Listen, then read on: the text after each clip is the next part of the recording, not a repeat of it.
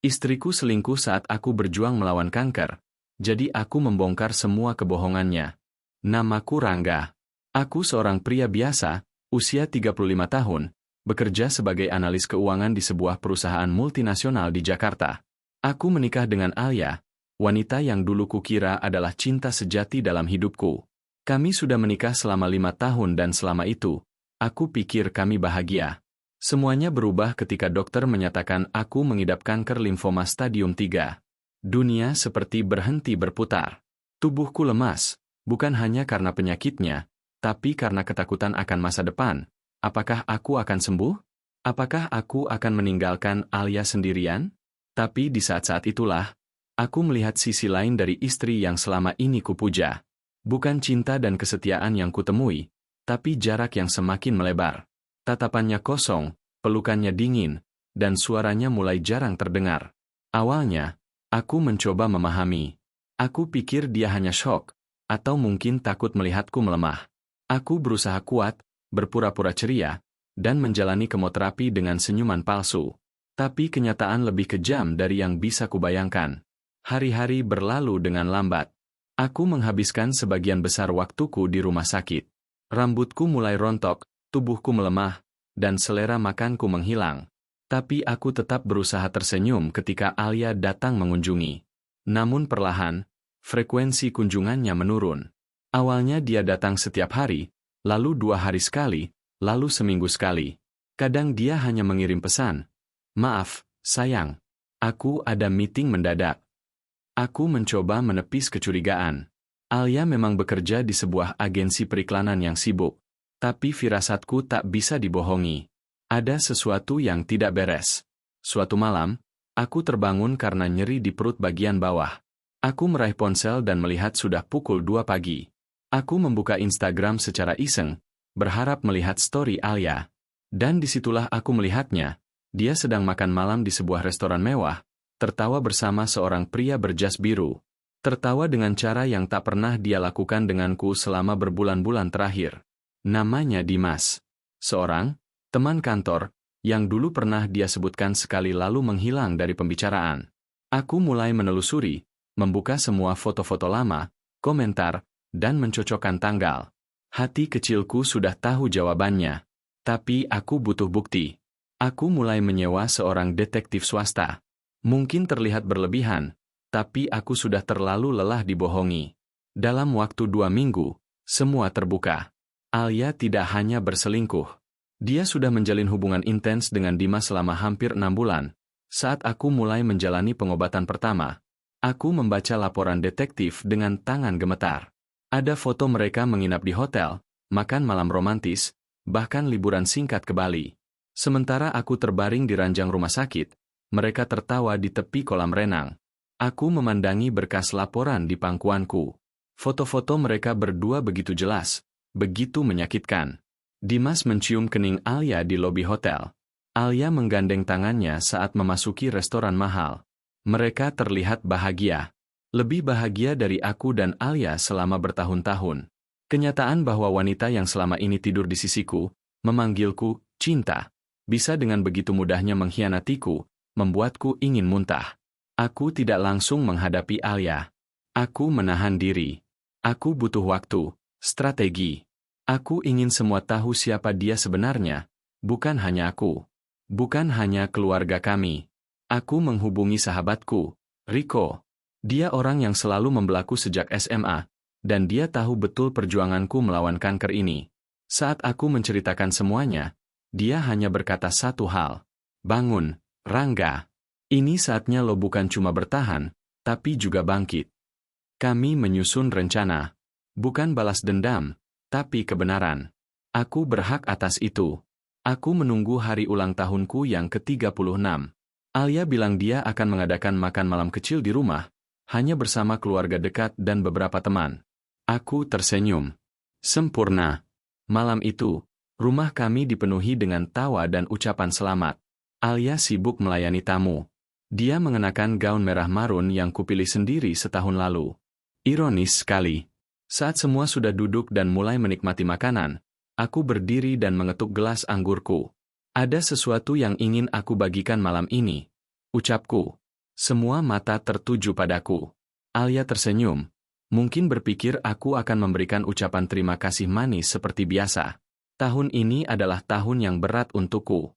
Aku divonis kanker limfoma, dan harus melewati banyak proses pengobatan. Tapi malam ini, aku tidak ingin membicarakan penyakitku. Aku ingin bicara soal pengkhianatan. Suara di ruangan langsung hening.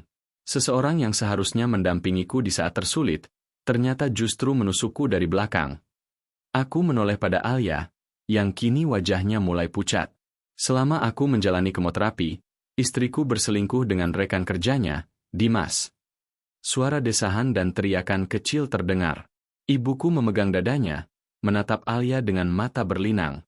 Aku membuka folder dan mengeluarkan semua bukti, foto, pesan singkat, printout email. Aku menunjukkannya ke semua yang hadir. Alia bangkit dari duduknya. Rangga, kamu gila. Ini privasi. Privasi. Setelah kau hancurkan pernikahan ini? Setelah kau tertawa-tawa dengan pria lain sementara aku nyaris mati di ranjang rumah sakit? Dia menangis. Tapi air mata itu tidak menyentuhku lagi. Aku sudah mati rasa. Setelah aku mengungkapkan semuanya di depan keluarga dan teman-teman kami, suasana jadi panas dan tak terkendali. Ibuku berdiri dan memelukku, menahan tangis. Ayah Alia terlihat kecewa dan hanya bisa menunduk malu. Kakaknya menatap adiknya dengan marah, sementara Alia terduduk di kursi dengan wajah basah dan merah padam. Aku bisa jelaskan semuanya, bisiknya terbata. Aku menatapnya tajam. Silakan. Dia mencoba berdiri dan berbicara, namun suaranya tercekat. Aku kesepian, Rangga. Kau selalu sibuk dengan pengobatan, kau berubah. Kau jadi dingin, lemah, dan aku merasa tidak punya siapa-siapa. Orang-orang mulai saling berbisik, tapi aku tetap diam, membiarkannya bicara. Aku tidak berniat jatuh cinta pada Dimas, tapi dia ada di sana saat aku butuh seseorang. Aku lelah, aku takut kehilanganmu, dan Dimas memberiku perhatian yang sudah lama tidak kudapat darimu. Aku mendengus pelan. Kau tidak takut kehilangan aku, Alia. Kau takut kehilangan kenyamanan. Kau takut menghadapi kenyataan bahwa pernikahan itu bukan soal indah-indahan, tapi soal bertahan. Dan kau memilih kabur. Wajahnya memucat. Aku tahu aku sudah memukul tepat di pusat kelemahannya, ego dan ketidakmampuannya menghadapi realitas. Beberapa hari setelah pertemuan itu, aku menerima surat dari pengacara Alia. Dia ingin bertemu, bukan untuk meminta maaf, tapi untuk membicarakan penyelesaian yang damai. Aku datang, didampingi pengacaraku.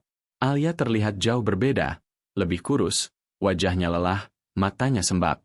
Aku tidak akan memperjuangkan harta atau apapun, Rangga. Aku cuma ingin kau tahu bahwa aku menyesal. Aku diam. Aku tidak ingin memaki, tidak ingin balas dendam. Tapi aku juga tidak akan memberikan pengampunan semudah itu. Penyesalanmu tidak akan menyembuhkan hatiku. Tapi aku harap itu cukup untuk menyembuhkan kesalahanmu sendiri. Setelah itu, proses perceraian berjalan cepat. Kami tidak punya anak, jadi semuanya menjadi lebih sederhana. Rumah kami dijual, dan hasilnya dibagi dua. Aku pindah ke Bandung, dekat dengan adikku, dan mulai terapi pemulihan di RS Hasan Sadikin. 3 bulan setelah perceraian, aku tinggal di sebuah rumah kontrakan kecil di Bandung. Udara di sini lebih sejuk, dan suasananya jauh dari hiruk-pikuk Jakarta. Rasanya seperti aku bisa bernapas lagi. Meski tubuhku masih lemah dan harus rutin ke rumah sakit untuk terapi lanjutan, setidaknya aku tidak lagi merasa ditusuk dari belakang setiap kali menatap ke arah pintu rumah. Setiap pagi, aku menyeduh kopi sendiri dan duduk di beranda. Itu rutinitas kecil yang sederhana, tapi memberi makna. Hidupku kini penuh keheningan, tapi itu keheningan yang kupilih sendiri. Aku sedang belajar mencintai diriku sendiri kembali. Adikku, Lala, sering datang menginap. Dia membawa makanan rumah, membantuku membersihkan rumah, dan kadang hanya duduk menemaniku menonton televisi. Kehadirannya seperti tambalan kecil di jiwaku yang bolong. Suatu hari, Lala mengajakku ikut ke komunitas penyintas kanker di RS tempatku berobat. Awalnya aku menolak. Aku bukan tipe yang suka curhat di depan orang asing. Tapi Lala memaksa. Ayolah, Mas. Mereka nggak menghakimi. Siapa tahu Mas bisa belajar sesuatu, atau bahkan menginspirasi. Aku akhirnya ikut, dan di sanalah aku bertemu Dina. Dina adalah penyintas kanker payudara. Dia kehilangan suaminya karena kecelakaan 2 tahun lalu dan sekarang membesarkan anak semata wayangnya sendiri. Rambutnya sudah tumbuh kembali, masih pendek, tapi wajahnya bersinar dengan semangat hidup yang kuat. Kami duduk bersebelahan saat sesi diskusi dimulai. Aku tak banyak bicara, tapi saat Dina tertawa pada gurauan seorang ibu tua di kelompok itu, aku ikut tersenyum. Rasanya aneh, tersenyum karena seseorang selain Lala. Setelah pertemuan selesai, Dina menghampiriku. Mas Rangga, ya? Ceritanya tadi menyentuh sekali. Katanya. Aku mengangguk canggung. Makasih. Saya nggak biasa cerita begitu, sebenarnya. Dia tertawa kecil. Saya juga. Tapi kadang cerita itu satu-satunya cara buat kita bertahan. Kami mulai bertukar nomor. Bukan karena ada niat lebih, tapi karena aku merasa nyaman. Bukan seperti saat dengan Alia, hubungan penuh tuntutan dan ekspektasi, tapi lebih seperti dua orang yang sama-sama hancur, tapi saling menghargai reruntuhan satu sama lain. Hubunganku dengan Dina berkembang secara perlahan. Kami tak pernah membicarakan cinta atau hubungan romantis. Tidak perlu. Di antara kami, ada rasa saling memahami yang tidak butuh label. Kami sering bertemu di taman, di kafe kecil dekat rumah sakit, atau kadang hanya saling mengirim pesan di malam hari. Kami berbicara tentang rasa takut akan kambuhnya penyakit, tentang kehilangan orang tercinta, dan tentang bagaimana hidup kadang memberi terlalu banyak luka sekaligus. Suatu sore, aku dan Dina duduk di taman setelah sesi komunitas. Angin Bandung membawa aroma tanah basah setelah hujan. Dina menatap ke langit yang mulai oranye. Aku dulu percaya bahwa kebahagiaan itu datang dari orang lain, katanya pelan. Dari pasangan, dari keluarga, dari pekerjaan. Tapi setelah semua yang aku lalui, aku sadar, kadang kebahagiaan itu cuma datang dari keputusan kita buat nggak menyerah. Aku menatapnya lama. Kata-katanya sederhana, tapi menusuk tepat di bagian hatiku yang paling dalam. Aku pun berpikir seperti itu sekarang, jawabku. Aku pernah percaya Alia adalah segalanya. Tapi saat dia pergi, aku baru tahu ternyata aku masih punya aku. Dia tersenyum. Dan untuk pertama kalinya dalam waktu yang lama, aku merasa damai. Suatu hari, tanpa sengaja, aku bertemu kembali dengan Alia. Di sebuah supermarket kecil, dia berdiri di depan rak mie instan, terlihat linglung. Saat melihatku, dia tertegun. Wajahnya lebih tirus, matanya cekung. Dia seperti bayangan dari wanita yang dulu ku kenal. Rangga, bisiknya. Aku hanya mengangguk. Tak ada rasa marah atau benci. Hanya kosong. Aku dengar kamu sekarang tinggal di Bandung, katanya sambil berusaha tersenyum. Ya, jawabku pendek. Sedang fokus penyembuhan. Dia menunduk. Aku minta maaf, lagi. Aku mengangguk sekali lagi. Aku sudah memaafkan, Alia. Tapi itu bukan berarti aku ingin kembali ke masa lalu. Dia terlihat terkejut, tapi kemudian mengangguk pelan. Kamu terlihat lebih tenang sekarang, katanya. Aku belajar untuk tidak meletakkan seluruh hidupku di tangan orang lain, jawabku. Dia tidak menjawab. Kami hanya saling berpandangan selama beberapa detik sebelum akhirnya aku melangkah pergi. Dan saat aku keluar dari supermarket, aku merasa seolah aku benar-benar telah membebaskan diriku. Dari kenangan. Dari luka. Dari Alia. 1 tahun telah berlalu sejak perceraian itu. Dokter menyatakan aku sudah bebas dari sel kanker. Meski belum bisa dikatakan sembuh total, aku boleh mengurangi frekuensi kemoterapi dan fokus pada pemulihan mental dan fisik. Hari itu, aku berdiri di depan cermin. Rambutku mulai tumbuh kembali, tubuhku tidak sekurus dulu, dan lebih dari segalanya, aku bisa menatap diriku sendiri dengan rasa bangga. Aku menulis ulang hidupku, huruf demi huruf. Bukan sebagai korban pengkhianatan, bukan sebagai pasien kanker, tapi sebagai seseorang yang bertahan, berdiri, dan memilih untuk hidup. Dina masih ada dalam hidupku. Kami tidak terburu-buru menyebut hubungan ini sebagai cinta, tapi kebersamaannya seperti pelukan hangat di hari yang dingin. Kami saling menyembuhkan, saling menghormati luka masing-masing. Suatu hari, aku duduk bersama Dina di teras rumahku. Mas Rangga, Katanya, kalau waktu bisa diulang, apa yang ingin Mas ubah? Aku tersenyum. Aku nggak mau ubah apa-apa, jawabku. Kalau Alia nggak selingkuh, mungkin aku nggak pernah tahu kekuatan yang aku punya.